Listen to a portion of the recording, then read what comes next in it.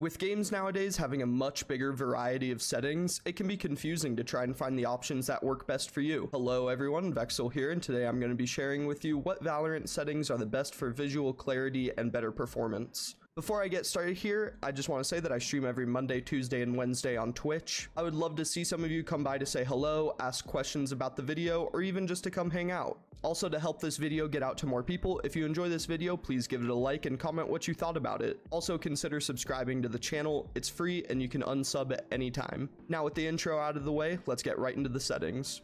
Okay, so first thing we're going to do is, if you are new to Valorant, how you access your settings is you go to the top right to the cog wheel and then hit settings. And then we're just going to go from left to right here with all these different tabs. So I'm only going to be going over the most important settings in this video just to cut down on time and useless information. So all the settings that I don't mention in this video, you can play around with yourself and see if you like switching it up. So the first thing I'm going to talk about is the enemy highlight color. What this is going to do is change the outline around the enemies. So you have three different options here. You have red, purple, and yellow. Just choose whichever one is easiest for your eyes to distinguish against the background. Sensitivity, I'm not going to cover just because I have another video going over how to find your perfect sensitivity. That will be linked in the description below. For the map settings as a whole, this is all just personal preference. I would recommend that you start off by trying my settings right here, just because it allows you to see the entire map all at once. It's not going to cut off any of it. For the privacy settings, you can leave all of these off, but if you are a content creator and live stream, I would recommend turning this first option on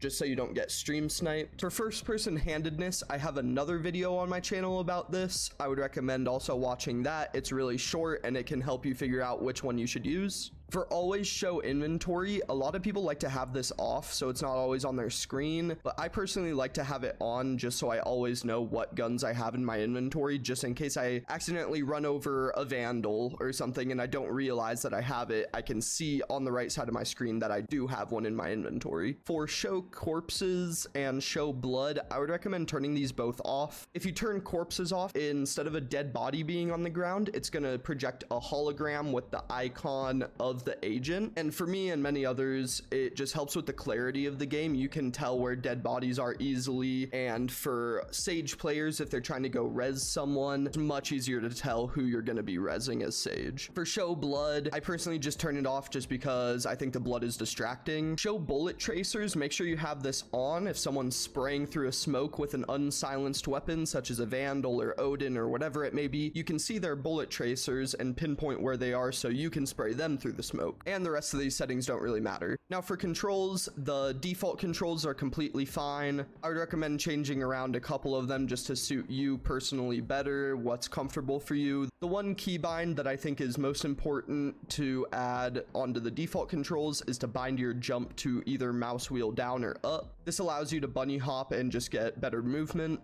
Okay, now that we have moved on from controls, we're going to be talking about your crosshair. Now, once again, for the third time in this video, I have another video on my channel covering how to find a good crosshair for you, so I'm not going to be going over this section. If you aren't going to check out the video, though, I would recommend that you just keep it a small to medium-sized crosshair that you can see easily while you're maneuvering the map. Okay, for video settings, there's only going to be a few things here in the general tab that you're going to want to pay attention to. For display mode, make sure that you are on full screen, and if you are on a higher refresh rate monitor, make sure that you are on the highest refresh rate possible, as well as whatever resolution you want to play at. And then I would recommend turning limit FPS always on and doing it only slightly higher than your refresh rate. So if you're on a 144 hertz, I would say limiting to about 160. If you're on 240, I would recommend 250. And if you're on the 60 hertz monitor, I would recommend around 75 frames. If you cap your FPS slightly above your refresh rate, you're not going to be throttling your GPU as much, and your performance will be much more consistent. Also, for this NVIDIA Reflex low latency, if you have it, if you have the option for it, and you have an NVIDIA card, I would recommend turning it on. Some people find performance boost with the on plus boost. For me personally, I feel like I get input lag when I have the boost on, so I just leave it on. For graphics quality, this is all up to you. If you want the absolute just best performance, I would recommend these settings here, but for me, just to make the game look slightly better, I turned this all the way on. And for stats, honestly, the only ones that I would recommend turning on are client FPS and network round trip time. This is going to be your frames per second of your game, and this is going to be your ping. And for audio, the only thing that I'm really going to say is experiment with HRTF. It's a new setting that enables better 3D audio. For some people, it helps them out. For some people, it doesn't. I personally do have it on. For voice chat, all I'm going to say is just to make sure you have push to talk on for your party voice, and for team voice, just make sure that you have push to talk on instead of automatic. So with all of that out of the way, thank you guys all for watching. Comment down below what you thought of the video. Like the video if you enjoyed it, dislike it if you didn't.